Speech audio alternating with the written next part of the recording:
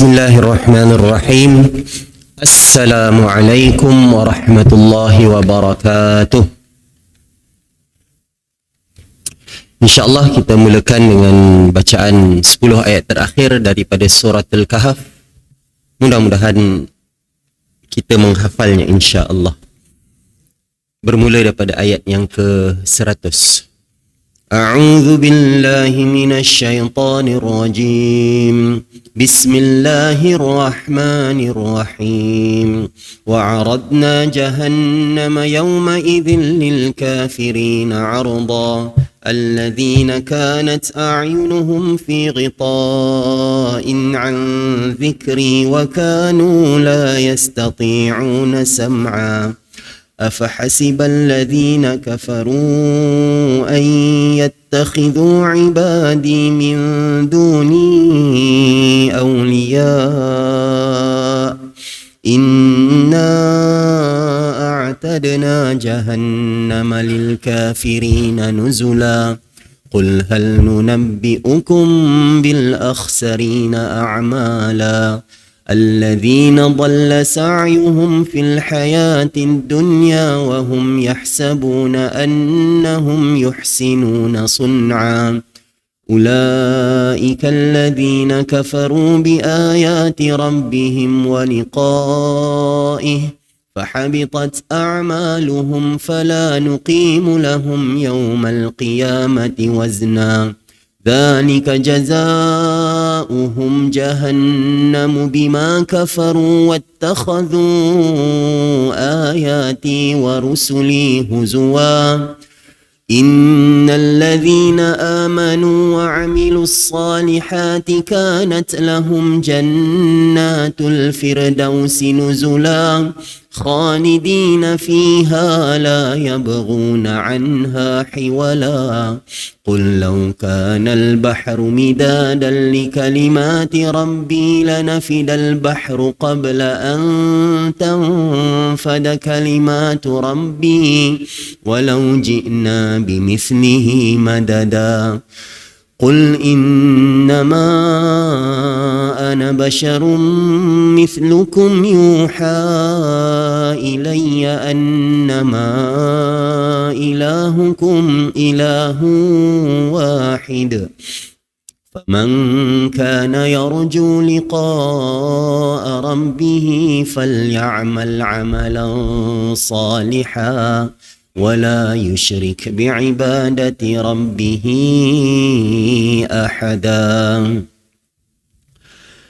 إن الحمد لله نحمده ونستعينه ونستغفره ونعوذ بالله من شرور أنفسنا ومن سيئات أعمالنا من يهده الله فلا مضل له ومن يضلل فلا هادي له أشهد أن لا إله إلا الله وحده لا شريك له وأشهد أن محمدا عبده ورسوله اللهم صل وسلم وبارك على نبينا محمد وعلى آله وأصحابه أجمعين يا أيها الذين آمنوا اتقوا الله حق تقاته ولا تموتن إلا وأنتم مسلمون.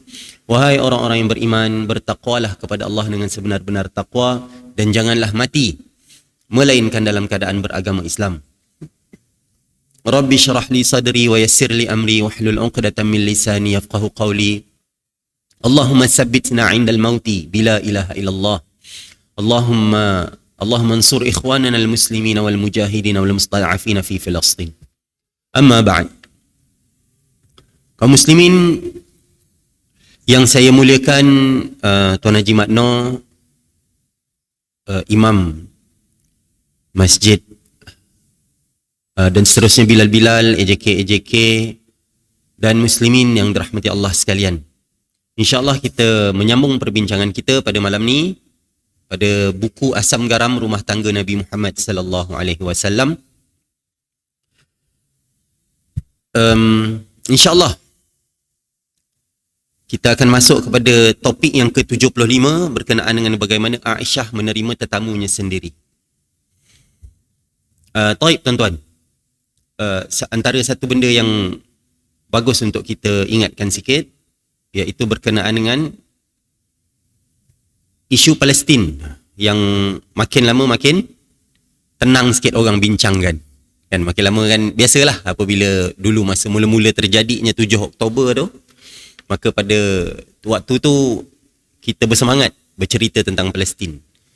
Sehingga sekarang pembantaian tu masih diteruskan tuan-tuan. Dan death toll dah lebih 22,000 orang dah. Separuh daripadanya adalah kanak-kanak. Masih lagi berterusan perkara ini. Jadi mana-mana yang kita boleh lakukan, maka kita lakukanlah. Contohnya boykot mana-mana company yang memang jelas dia menyokong Israel ke apa kan. Mana-mana company yang jelas, macam contoh apa nama tu, Skechers, sebut je lah, sah lah. Siapa-siapa suka pakai kasut Skechers tu, mana yang dapat buat lah. Sekurang-kurangnya mana yang jelas kan. Mana yang rasa-rasa macam yang ni aku tak rasa dia jelas, yang tu up to debate, tak kisah. Macam contoh apa nama, McDonald contoh kan. McDonald Malaysia kata kami dah tak support. Kami memang tak support. Cuma ada bayar royalty. Royalty tu berapa persen tu dapat ke untuk kos pengurusan. Yang tu berapa? Yang tu tak kisahlah kalau tuan-tuan tak nak boykot. Tapi mana yang jelas kan. Macam contoh Starbucks. Jelas dia menyebutkan bahawa dia sokong. Jelas. Secara jelas dia sebut. Dan apa lagi? Macam benda-benda yang lain lah. Especially benda yang memang kita dapat elakkan. Apa contohnya tuan-tuan company rokok, rokok Dunhill, British American Tobacco ni, BAT kan, yang buat Benson and Hedges, Dunhill, Marlboro dan sebagainya. Ni semua company yang jelas memang ada memberi support. Maka yang ni cuba stop lah. Yang terbaik stop. Tak dapat tukar rokok daun. Memberi peluang pekerja, apa nama, peluang kepada ekonomi lokal lah, hisap rokok daun. Baik. Kita masuk kepada bab yang ke-75, bagaimana Aisyah menerima tetamu sendiri dalam sewaktu ketiadaan Nabi sallallahu alaihi wasallam. Hadis riwayat Bukhari, Aisyah radhiyallahu anha qalat, kata Aisyah, dakhala alayya an-nabiy sallallahu alaihi wasallam wa indi rajul. Nabi masuk ke dalam rumah aku, bertemu dengan aku, dan pada waktu itu ada seorang lelaki bersama-sama denganku. Ada seorang lelaki. Qala ya Aisyah man hadha. Lalu Nabi bertanya, wahai Aisyah, siapa ni? Nabi tanya pada Aisyah. Yalah, sebab tu rumah Nabi kan. Tiba-tiba ada lelaki pula kat dalam tu. Lagilah pula Nabi tanyalah, of course. Qultu akhi minar radha'ah. Ini adalah saudara aku daripada radha'ah. Radha'ah ni penyusuan. Saudara daripada susuan, saudara sesusuan lah. Adik-beradik susuan. Qal ya Aisyah unzurna min ikhwanukun fa innama radha'ah minal maja'ah. Kata Nabi, wahai Aisyah, perhatikan siapa yang menjadi saudara-saudara kamu. Kerana radha'ah itu, hukum susuan itu terjadi apabila kelaparan. Apabila baby itu memang benar-benar lapar. Yang keduanya, hadis yang kedua, Aisyah menceritakan Nabi masuk bertemu dengan dirinya, bertemu dengan Aisyah, ada seorang lelaki bersamanya. Dalam hadis ni ada penjelasan sikit, wajah Nabi berubah seolah-olah macam tak suka. Sebab Nabi SAW apabila Nabi tak suka sesuatu, jelas nampak dekat mukanya. Bila Nabi marah, tahu Nabi marah. Nabi bukan orang yang menyembunyikan emosi. Bukan talam dua muka punya orang lah. Ada orang ni memang style dia pandai. Sebenarnya dalam hati membara-bara. Tak, Nabi apabila dia tak suka, nampak kat muka dia tak suka. Maka Aisyah pun berkata, akhi, ini saudaraku, iaitu saudara sesusuan. Lalu Nabi pun cakap dengan yang sama tadi, perhatikan betul-betul siapa saudara kamu, kerana saudara yang hukum susuan itu terjadi kerana lapar. Okey. Daripada hadis ni yang pertama kita boleh lihat bahawa Nabi membenarkan untuk isterinya menerima tetamu tanpa pengetahuan suami. Macam contoh, mana-mana tetamu yang memang jelas si suami akan benarkan. Contohnya adik-beradik sendiri, adik-beradik isteri itu sendiri, ataupun mak isteri datang ke rumah, pastinya suami akan benarkan. Maka taklah sentiasa dia perlu tanya dulu, boleh tak nak benarkan mak masuk? Taklah, bagilah masuk kan. Kita benarkan masuk. Akan tetapi sekiranya adanya orang-orang asing yang tidak dikenali oleh si suami, maka wajib untuk meminta kebenaran sebenarnya. Macam dalam kes ni, Aisyah anggap dia ni sebagai saudara susuan. Takkanlah Nabi tak benarkan. Tapi Nabi tak kenal pun rupanya. Jadi di dalam Islam tak ada budaya mengurung isteri dalam rumah, tak boleh keluar. Tak ada. Ya, memang ada anjuran untuk si isteri, tempat yang terbaik adalah dekat rumah. Tak perlu sentiasa keluar pergi cari barang apa semua ke. Yang tu adalah lebih baik si suami yang melakukannya. Tapi sekiranya isteri nak keluar pun tak ada masalah. Sekiranya isteri nak bersosial seperti mana yang kita sebut sebelum ni, bercampur dengan masyarakat, itu pun tidak menjadi masalah di dalam Islam. Tidak ada budaya isteri ni tak dibenarkan keluar. Contohnya kadang-kadang ada setengah manusia ni terlalu mengongkong sehingga jealousnya dia tak ada kepercayaan langsung. Susah apabila seseorang itu tak percaya kepada ahli keluarganya sendiri ataupun isteri dia sendiri. Masalah yang berlaku apabila memang dah pernah ada kes, cerita lain lah. Tapi kalau tak pernah ada apa-apa, tahu isterinya pula adalah orang yang baik, bukanlah orang yang bercampur gaul dengan sesiapa sahaja, maka tak adalah keperluan untuk dia terlalu mengongkong isterinya. Yang ketiga, ucapan Nabi, penyusuan itu terjadi, hukum susuan itu terjadi kerana kelaparan. Apa maksud Nabi sebut macam tu? Baik. Ini berkenaan dengan hukum radha'ah. Radha'ah ni hukum penyusuan. Bagaimana susuan itu boleh berlaku. Hukum susuan ini berlaku apabila seorang ibu menyusukan anak yang bukan darah dagingnya. Tapi ada syarat-syarat yang tertentu. Dengan syarat-syarat yang tertentu. Apa dia syarat-syaratnya? Syaratnya ialah yang pertama, usia bayi belum 2 tahun. La radha'a illa makana fil haulain. Nabi sebut dalam hadis Baihaqi, kata Nabi SAW, tidak ada susuan yang terjadinya hukum susuan itu kecuali pada umur 2 tahun dan ke bawah. Jadi tak usah risaulah mana-mana suami yang terminum susu isteri kan. Kadang-kadang ada kes, ada tuan-tuan. Kita dengar lawak tak? Tapi ada. Dia tanya ustaz, macam mana ustaz, saya ni minum sampai kenyang pula. Jadi anak susuan ke? Tak terjadi. Walaupun dia minum sampai 5 kali, 10 kali ke apa. Tapi susahlah nak kenyang kot. Sampai tahap kenyang kan. Hanya sebelum 2 tahun. Bila usianya 2 tahun ke bawah, barulah dikira sebagai susuan. Dan minimumnya berapa kali susuan? 5 kali. Ada hadis Nabi SAW,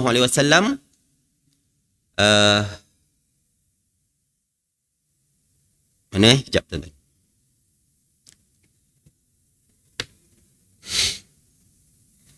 Tadi ada cari sekejap.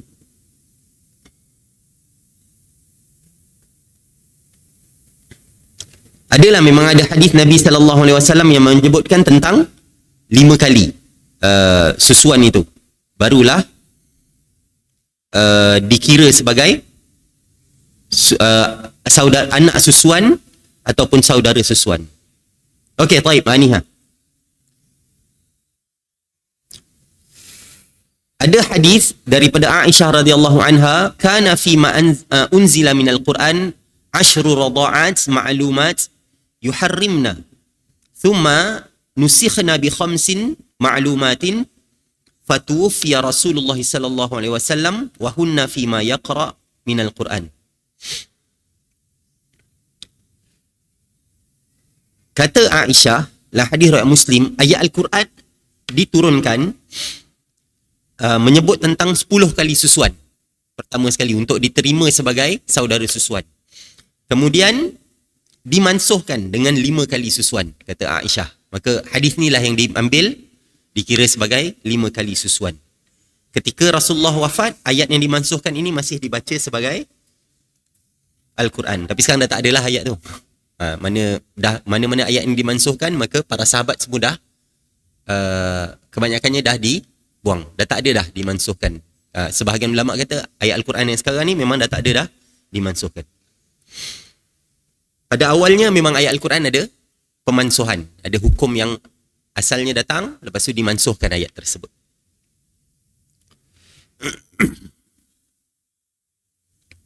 Dalam mazhab Syafi'i berapa kali susuan? 5 juga. Dalam mazhab yang lain ada yang menyebutkan cuma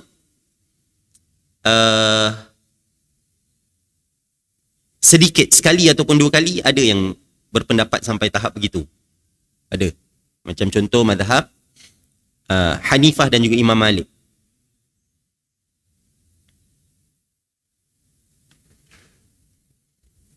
Bagaimana hukum susuan, tuan-tuan? Hukum susuan ni sama seperti mahram. Yahrumu minar radha'a ma yahrumu minan nasab.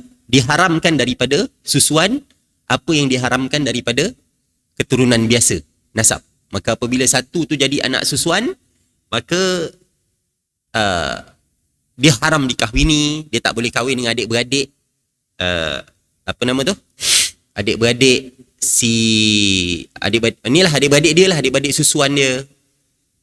Dan dia tak boleh kahwin dengan bapa kepada suami kepada mak susuan dia. Sama je hukumnya. Sama. Hukumnya masih sama.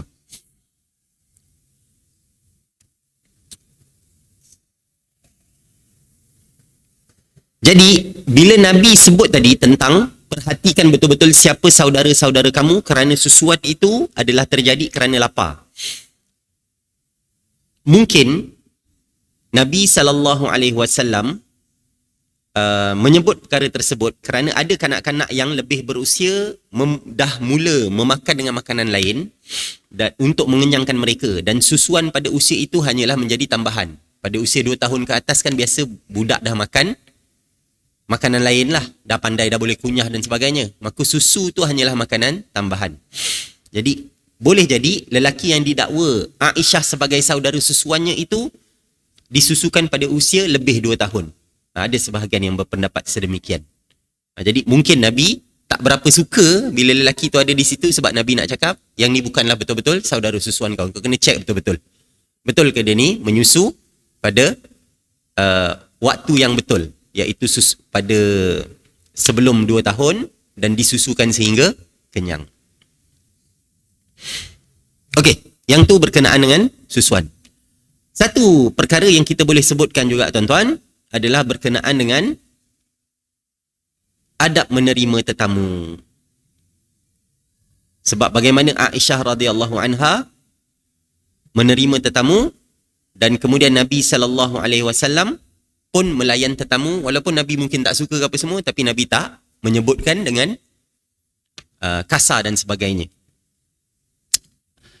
Nabi SAW pernah menyebutkan dalam satu hadis, man kana yu'minu billahi wal yaumil akhir falyukrim dhaifah. Barang siapa yang beriman dengan Allah dan hari akhirat, hendaklah dia memuliakan tetamunya.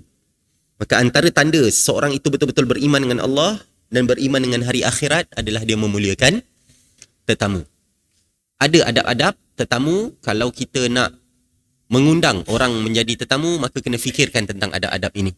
Walaupun nampak kadang-kadang simple, nampak kecil, tapi rupanya ada perkara-perkara yang dilakukan yang rupanya berlawanan dengan apa yang dianjurkan oleh Nabi SAW. Yang pertama, apabila nak mengundang orang, pastikan orang yang diundang itu adalah orang yang bertakwa, bukanlah orang yang fajir, yang mudah-mudah dalam melakukan dosa. Ni salah satunya yang kadang-kadang tak dipandang, siapa dia yang kita nak undang sebagai tetamu. Sebab Nabi sebut, la tusahib illa mu'mina wa la ya'kulu ta'amaka illa taqi. Janganlah engkau berkawan melainkan dengan orang yang mukmin, orang beriman. Maksudnya nak jadikan dia kawan yang rapat, betul-betul kawan dia dengan orang yang beriman. Dan janganlah memakan makanan kau tu melainkan orang yang bertakwa. Maksudnya kalau kita nak beri makanan kepada orang, dalam keadaan kita nak bawa dia ke rumah apa semua, nak menjadikan dia rakan yang rapat lah bila kita dah ajak sampai makan kat rumah. Sepatutnya orang yang kita undang tu adalah orang yang bertakwa. pastikan begini. Kalau boleh, biarlah yang datang ke rumah kita ni orang-orang yang soleh. Kedua, tidak menghususkan hanya mengundang orang-orang yang kaya sahaja, tanpa mengajak orang miskin datang ke rumah. Sebab ada hadis Nabi sebut syarrut ta'am, seburuk-buruk makanan, ta'amul walimah yud'a lahal aghniya wa yutrakul fuqara. Seburuk-buruk makanan adalah makanan walimah, satu majlis makanan di mana orang-orang kaya diundang, manakala ditinggalkan orang-orang miskin. Jadi antara perkara yang kita dapat buat apabila kita melakukan majlis makan, jangan lupa kepada undangan untuk orang miskin. Nampak simple? Akan tetapi berapa ramai orang yang buat majlis kahwin tak fikir pun tentang orang miskin. Ajak sepatutnya orang miskin. Cuma itulah kadang-kadang masalah yang berlaku kan. Apa kita nak sebut mungkin ada waktunya orang miskin pun rasa susah nak menerima undangan makan. Sebab apa? Contohlah bila walimah, bila perkahwinan, majlis perkahwinan. Bila kita ajak, maka sekurang-kurangnya ada expectation untuk salam dengan sampul. Betul tak? Kan? Dan benda ni nampak macam kecil. Alah, kau bagi RM5 ke RM10. Tapi benda tu besar untuk dia. Jadi sebahagiannya kadang-kadang susah nak menerima undangan disebabkan perkara ini. Walaupun tuan rumah kadang tak peduli pun. Tak ada salam tangan kosong pun dia tak pernah tanya pun. Kosong je. Kan? Tak ada pun. Tak pernah kita tanya kan. Tapi biasanya kadang-kadang mereka malu. Jadi sebab itulah kadang-kadang mungkin ada majlis khas boleh panggil untuk orang yang miskin. Saja je. Majlis apa ni? Doa selamat ke? Sebab kalau doa selamat pun orang bagi duit tak? Tak. Panggil makan aja. Si ada, kami maulah untuk panggil makan aja. Datang makan, kita sembang-sembang, balik. Si ada salam sampul apa semua si ada. Kita datang untuk makan aja. Kadang-kadang bila kita sebut jelas, maka orang tu akan lebih selesa. Sebab kadang-kadang majlis makan apabila dilakukan dekat Malaysia ni especially, biasanya ada salam dengan isinya. Maka benda ni kadang-kadang menyusahkan sebahagian orang disebabkan yalah benda tu besar kan. Sebahagian orang merasakan RM10, RM5 tu ataupun nak bagi RM5 tak sampai hati. Bagi RM10 pula aku pula yang tak cukup makan nanti. Tak cukup untuk meneruskan kehidupan. Kadang ada begitu. Okey. Selainnya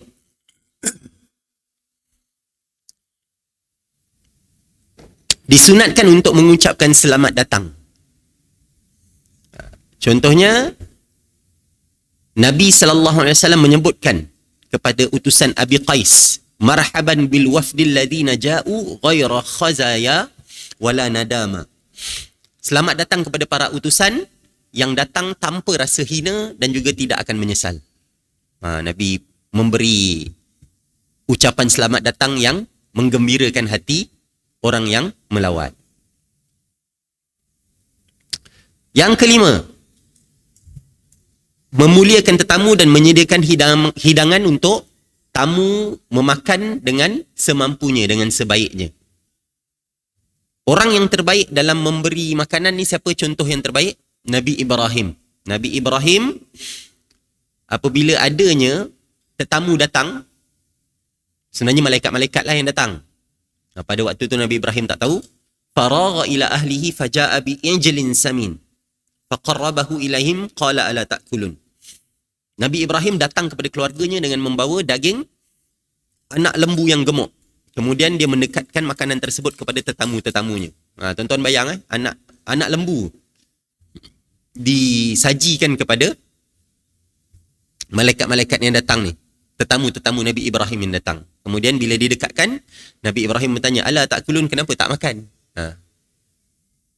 Barulah malaikat tu sebut mereka ni para malaikat. Yang ini dalam surah Az-Zariyat. Sajian tersebut bukanlah bermaksud untuk bermegah-megah, untuk menunjukkan kepada manusia yang kononnya dia ni daripada kalangan kaya ke apa, tapi untuk mencontohi Rasulullah sallallahu alaihi wasallam. Ini bagus. Ini baik. Adapun perkahwinan-perkahwinan yang kadang-kadang yang menelan belanja yang besarnya kat mana? Dekat dia punya pelamin tu. punyalah cantik apa semua kan. Kadang-kadang yang ni boleh juga termasuk kepada pembaziran. Ada waktunya.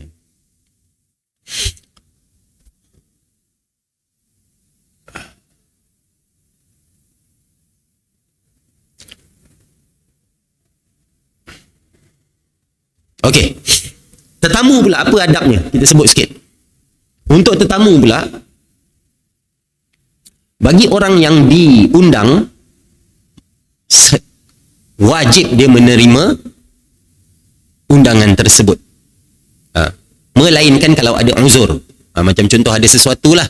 Tapi kalau tak ada apa-apa, malas nak datang rumah orang ni. Ni adab, tuan-tuan. Ada waktunya orang Melayu kita, bila kita diundang datang majlis, apa jawapan dia? InsyaAllah, insyaAllah. Lalah apa kita tanya? Engkau ni insyaAllah ni datang ke tidak? Aku tak percaya insyaAllah ni. Sampai tahap begitu. Sedangkan maksud insyaAllah ni apa maksud dia, tuan-tuan? Jika Allah berkehendak. Maksudnya sungguh-sungguh aku akan datang. Dekat sini selalulah kita dengar bila datanglah ada buat majlis makan-makan kejap nanti. Ada buat doa selamat ke apa? InsyaAllah. Lepas tu memang yang sebut insyaAllah tu lah yang tak datang tu. Yang sebut insyaAllah tu memang sungguh tak datang. Jadi mempermainkan pula insyaAllah. Jadi tetamu adabnya kalau mampu menerima, terima. Kalau tak dapat, bagi tahu terus tak dapat. Minta maaf saya tak dapat, hadir. Cakap terang-terang. Sebab kadang-kadang orang tu dah ambil kira kita dalam perbelanjaan dia untuk beri makan. Nabi kata, man du'iya fal yujib. Barang siapa yang diundang, maka datanglah. Dan Nabi sebut juga, wa man taraka da'wah faqad asallaha wa rasulah. Barang siapa yang tidak memenuhi undangan, maka dia telah bermaksiat kepada Allah dan Rasulnya. Bukan main-main, tuan-tuan. Orang yang tak menerima undangan tanpa ada sebab yang kukuh. Kemudian hendaklah dia tidak membeza-bezakan siapa yang mengundang, sama ada orang kaya ataupun orang miskin. Kan? Bila datang ke rumah orang tu pun bagi makan keropok aja rupanya. Dia pun, aku datang dengan perut kosong pula ni. Ingatkan makan sedap. Allah makan kepek aja. Benda tu pula kita duk ulang-ulang. Jangan. Ini antara adab kita dengan tuan rumah. Tak apalah, dia tak ada, nanti balik lagi lah makan. Kan? Apa susah sangat. Ataupun kadang-kadang apabila kita datang majlis walimah kan, perkahwinan kan, makanan habis. Pernah tuan-tuan? Pernah tak? Ada waktu kadang-kadang berlaku kan, bila kita datang, makanan tersebut habis. Lalu kita pun komplain, apa orang datang makanan tak cukup. Tak boleh tak? Sebab kadang-kadang nak buat macam mana? Kita datang kan nak meraihkan perkahwinan tersebut. Tak makan tak apalah. Tak adalah kita mati ke apa tak makan masa majlis perkahwinan tu. Nasi kuning yang asyik dimakan terus kempunan ke asyik ada. Okey aja. Yang keempat, ni adab yang kurang diperhatikan. Masuk dengan izin tuan rumah dan segera pulang selepas makan hidangan tersebut. Kecuali kalau tuan rumah kata duduk dulu. Duduk dulu. Kalau tak lepas makan je, tak lama sikit, dah terus, okeylah minta diri dululah. Sebab ada waktunya kadang-kadang berlaku pada zaman Nabi SAW. Nabi malu nak sebut orang suruh balik. Nabi tak sebut. Itu samalah macam kebiasaan tuan rumah kan, kadang-kadang malu nak sebut orang suruh balik kan. Takkan nak suruh balik. Jadi dia pun diam je lah, tunggu je kan. Nah, orang ni pula duduk sampai pukul 12 malam. Nyembang, tak balik-balik. Panggil tadi, daripada lepas Isyak. Pukul 8.30 dah sampai rumah dah. Makan sampai pukul 12 tak balik-balik lagi. Tak faham-faham kan? Ada. Allah tegur orang beriman. Allah kata dalam surah Al-Ahzab, ya ayyuhalladzina amanu la tadkhulu buyutan nabi illa an yu'dzana lakum ila ta'amin ghaira nadhirina ina. Wahai orang-orang yang beriman, janganlah kamu masuk ke rumah-rumah Nabi kecuali kamu diizinkan untuk makan dengan tidak menunggu-nunggu waktu masak makanannya. Dah lah datang awal, tunggu makanan lah. Lepas tu tak balik-balik lah kan. Walakin idza du'itum fadkhulu. Tetapi apabila kamu diundang, maka masuklah. Jadi tak payah nak datang lebih awal daripada waktu yang dipersetujui. Kadang-kadang menyusahkan tuan rumah.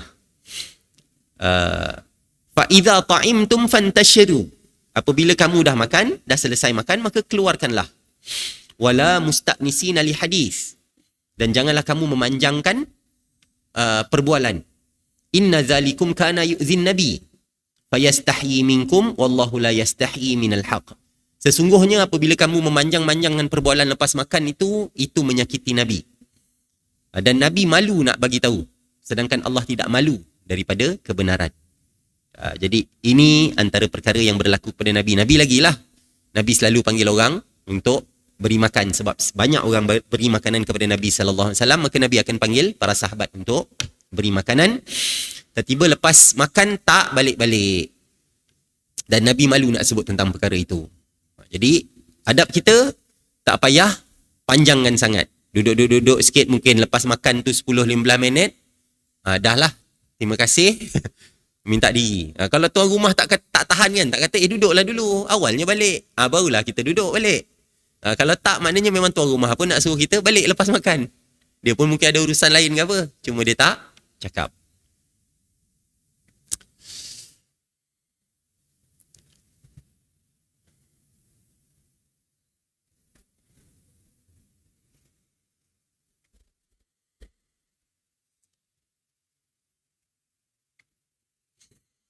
Jika seseorang tetamu itu datang dengan seseorang yang tidak diundang, maka wajib untuk dia meminta izin kepada tuan rumah terlebih dahulu.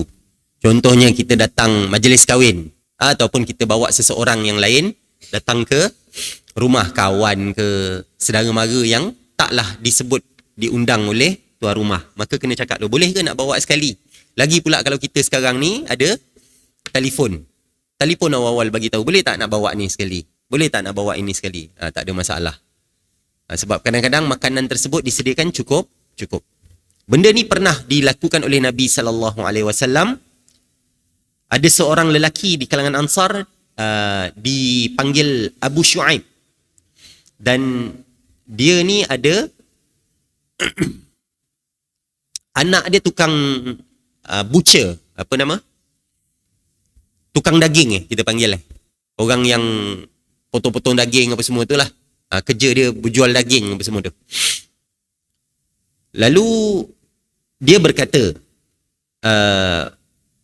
buatkan aku makanan yang boleh aku mengundang 5 orang bersama dengan Rasulullah sallallahu alaihi wasallam. Kemudian Rasulullah mengundang 4 orang dan orang yang kelimanya adalah baginda sendiri. Kemudian ada seorang yang mengikuti Nabi. Maka Rasulullah pun berkata, engkau mengundang kami berlima dan orang ini ikut kami. Kalau engkau redha, fa in syi'ta izni lahum wa in syi'ta taraktuhu qala bal adzantu lah. Kata Nabi, kalau engkau nak, engkau boleh izinkan dia. Kalau engkau tak nak, engkau boleh tinggalkan dia lah. Maksudnya tak benarkanlah dia untuk makan sekali. Lalu dia pun kata, aku izinkan. Jadi mesti kena minta izin kepada tuan rumah. Tuan-tuan pernah tak pergi majlis perkahwinan yang tak diundang? Pernah? Ada pernah berlaku tuan-tuan. Saya kawan dulu. Dia pun datang kan. Dia ni jenis big bike punya orang. Masa tu dia ride seorang. Sekali lapar. Lepas tu kebetulan lalu dekat bukan kawasan yang ada kedai-kedai makan. Ni cerita dia lah. Masa saya kerja dekat UPSI lah. Duduk serumah dia. Masa dia cerita, bila dia nampak ada satu majlis perkahwinan kan, dia pun berhenti, dia pun pergi makan je belasah-belasah. Masa bila balik tu, dia pun duit dalam ni, macam biasa letak duit tu lah. Masa salam dengan tuan rumah, minta maaf lah saya datang ni. Sebenarnya saya tak ada kenal sesiapa pun. Cuma saya lapar sangat tadi. Jadi saya datang lah kat sini. Tapi bagus juga, at least dia bagi tahu. Sebenarnya sebelum dia makan kena minta izin. Sebab style dekat Semenanjung, salam dengan sampul ni bila nak balik. Kalau style dekat Sarawak, dia datang waktu awal kan. Jadi yang kat Sarawak lebih mudah sikit lah. Boleh minta izin terus awal-awal. Kalau kat Semenanjung dia lewat. Bila nak balik tu baru salam dengan tuan rumah. Jadi dia buat macam tu. At least kena minta izin. Kalau kita tak minta izin, maka kita makan makanan yang haram. Walaupun orang tu buat makan macam dia tak check pun siapa. Seterusnya, hendaklah tetamu itu mendoakan orang yang memberi hidangan kepadanya selepas dia makan, ataupun sewaktu dia makan tu, lepas dia rasa makanan tu, maka dia boleh doa. Contohnya doa Nabi SAW, aftara indakumus saimun wa akala ta'amakumul abrar wa sallat alaikumul malaikah. Orang-orang yang berpuasa telah berbuka engkau telah memberi makan kepada orang-orang yang berbuka, dan yang memakan memakan makanan engkau ni adalah orang-orang yang baik. Moga malaikat mendoakan kalian semuanya. Ataupun doa Nabi yang lain, Allahumma at'im man at'amani wasqi man saqani. Ya Allah, berikanlah makanan kepada orang yang memberikan aku makanan, dan berikanlah minuman kepada orang yang memberi aku minuman. Doa yang lain Nabi sebut, Allahumma ghafir lahum warhamhum wa barik lahum fima razaqtahum. Ya Allah, ampunilah dosa mereka dan rahmatilah mereka, serta berikanlah keberkatan dalam rezeki mereka. Maka inilah antara sunnah Nabi SAW berkenaan dengan melayan tetamu.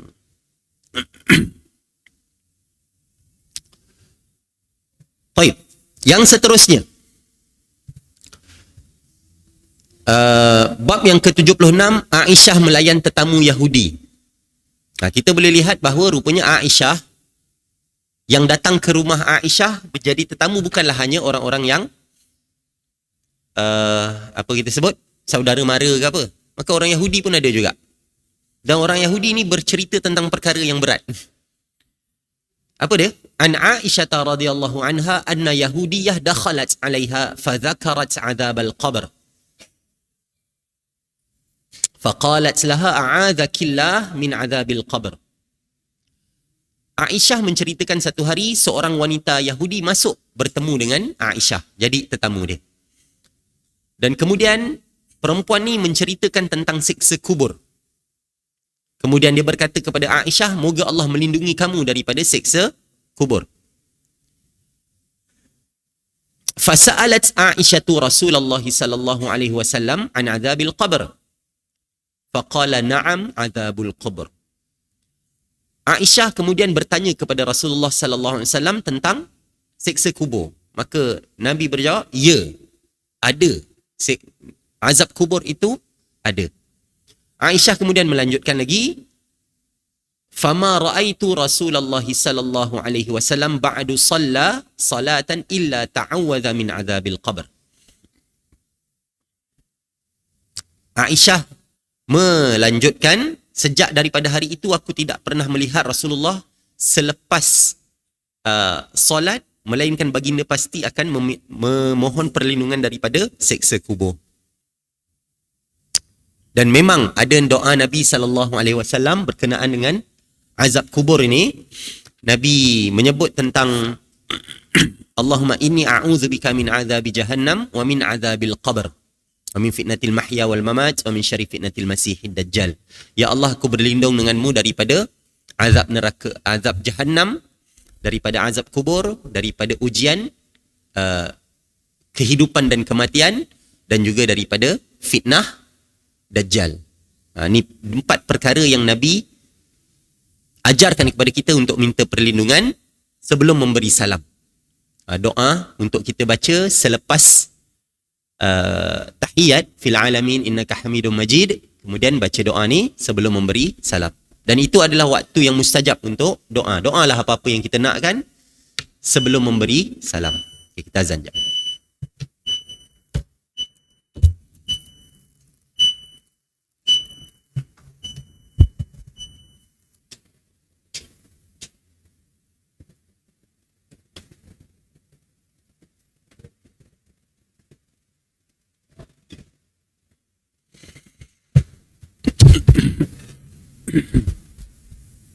Bismillah, alhamdulillah, muslimin yang dirahmati Allah. Azab kubur tadi, Nabi sendiri, Nabi SAW meminta perlindungan daripada azab kubur. Sedangkan Nabi ni pastilah tak akan terkena kepada azab kubur tersebut. Maka alangkan Nabi meminta perlindungan daripada azab kubur, maka apatah lagi kita. Wajiblah jadi untuk kita ni minta perlindungan dengan Allah daripada azab kubur.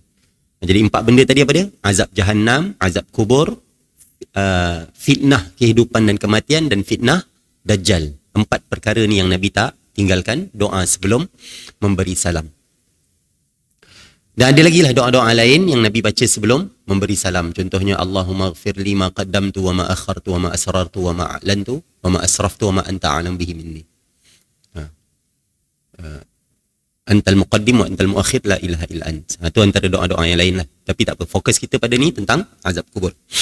Uthman bin Affan, tuan-tuan, pernah satu ketika apabila disebutkan tentang azab kubur, ataupun Uthman apabila setiap kali dia berjalan dan berdiri di sebelah kubur, di tanah perkuburan, maka dia akan menangis sehingga basah janggutnya terkena air mata.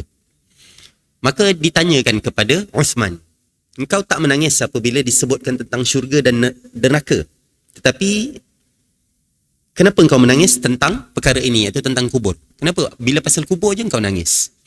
Maka Uthman pun menjawab, inna Rasulullah sallallahu alaihi wasallam qal, kata Rasulullah sallallahu alaihi wasallam, innal qabra awwalu manazilil akhirah.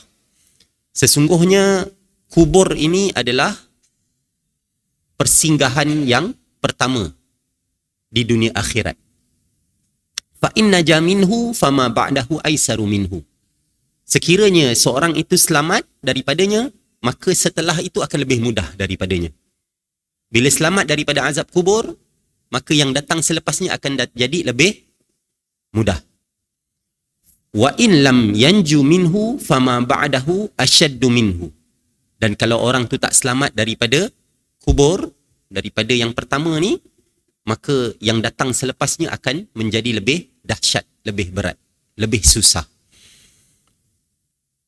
Qal wa qala Rasulullah sallallahu alaihi wasallam, dia berkata lagi, dan Rasulullah sallallahu alaihi wasallam bersabda, ma ra'aitu manzaran qad illa wal qabru afza'u minhu.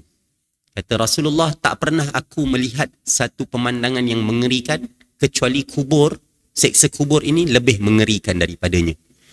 Maka apabila kita memikirkan tentang perkara yang kita lihat ngeri dekat dunia ni, azab kubur jauh lebih ngeri daripada perkara itu, kata Nabi sallallahu alaihi wasallam. Maka yang utama untuk kita memikirkan bagaimana untuk mengelak daripada terkena azab kubur. Yang pertama, paling utama adalah menjadi orang yang istiqamah. Berpegang teguh, mengatakan Allah sebagai Tuhan, tidak mensyirikkan Allah, dan melakukan tugas sebagai hamba Allah Subhanahu wa taala. Kata Allah dalam Al-Quran, innal ladzina qalu rabbuna Allah thumma istaqamu tatanazzalu alaihimul malaikah alla takhafu wa la tahzanu wa abshiru bil jannati allati kuntum tu'adun. Sesungguhnya orang-orang yang berkata Tuhan kami ialah Allah, kemudian mereka istiqamah, mereka teguh dalam pendirian mereka mengatakan Tuhan kami adalah Allah, maka malaikat-malaikat akan turun kepada mereka dengan berkata, janganlah kamu rasa takut, janganlah kamu rasa sedih, dan bergembiralah kamu dengan syurga yang dijanjikan kepada kamu. Sebagian ulama mengatakan bahawa ini adalah sewaktu kematian nanti. Apabila dia dibawa ke kubur, waktu dia berada dalam keadaan sangat takut, sedih tentang apa yang akan berlaku, sedangkan dia ni dahulu masa kat dunia adalah orang yang saleh, orang yang menjaga agamanya, yang berpegang teguh dengan agamanya, istiqamah, maka akan datang kepadanya malaikat yang akan menenangkan dia sambil berkata, janganlah kamu takut, jangan kamu sedih, dan bergembiralah kamu dengan syurga yang dijanjikan kepada kamu. Inilah yang kita nak sangat kan. Apabila kematian nanti dalam keadaan yang kita fikir dah tak ada sesiapa lagi lah, la yanfa'u malu wala banun, tak ada lagi dah yang boleh membantu kita daripada harta dan juga anak-anak, semua dah tak dapat bantu. Illa man atallaha biqalbin salim, melainkan siapa yang datang kepada Allah dengan hati yang sejahtera. Yang kedua, meninggalkan dosa-dosa. Antara dosa yang disebutkan, dosa yang mendatangkan azab kubur ni, antaranya adalah meninggalkan solat sehingga keluar daripada waktunya tanpa ada uzur. Dan kemudian mengadu domba, jadi batu api, suka bagi orang bergaduh. Dan yang ketiga, tidak jaga air kencing. Dalam satu hadis Nabi kata, Nabi sebut, Nabi sedang melalui 2 kubur. Kemudian Nabi kata, innahuma la yu'azzaban. Kedua-dua orang dalam kubur ni sedang diazab. Wa ma yu'azzabani fi kabir. Dan dia taklah diazab disebabkan benda yang besar. Bukan dosa besar sangat pun dia buat. Bukan benda yang besar-besar sangat dia buat. Amma ahaduhuma fakana la yastatiru minal baul. Yang pertama ni, dia ni tak jaga dirinya daripada air kencing. Jenis kencing tak basuh, ataupun tak jaga dirinya daripada percekan air kencing. Ni kena hati-hati tuan-tuan, terutamanya orang lelaki yang tak istinja. Jenis lepas kencing tu, dia pun jentik-jentik sikit, lepas tu dia pun habis dah kan. Tutup, pakai. Tak boleh tuan-tuan mesti istinja. Tak pakai air, boleh guna benda lain. Boleh guna apa? Batu, kertas, tisu, semua boleh. Yang penting istinja. Mesti ada istinja. Jangan tak mengesat dia dengan apa-apa.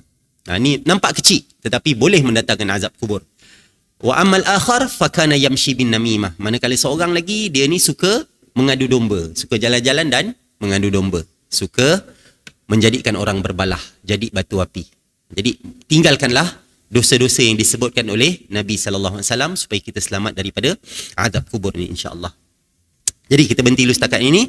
Mudah-mudahan satu lagi surah Al-Mulk tuan-tuan. Yang ni ada hadis, sebahagian ulama menghasankan dia, sebahagian mendhaifkan dia.